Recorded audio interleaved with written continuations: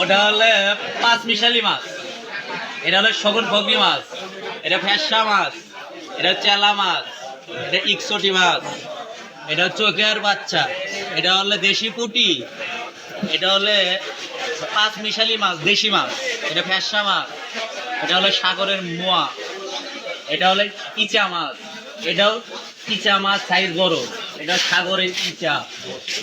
আর নকটা মাছ, এটা ব্যানবেনি মাছ, এটা হলে চৈকা মাছ, এটা হলে রূপচাঁদা মাছ, এটা হলে ছুরি মাছ সাগরের ছুরি, এটা হলে দেশি চিংড়ি মাছ, আবার এটা হলে এটা ফ্যাসা মাছ, এটা হলে দেশি চেলা মাছ, এটা হলে দেশি পুঁটি মাছ। এখানে সবকিছু পাওয়া যায়, এখানে সব ধরনেরই শুটকি মাছ পাওয়া যায়। এই জায়গাটার নাম কি? জায়গার নাম শেরবতলা।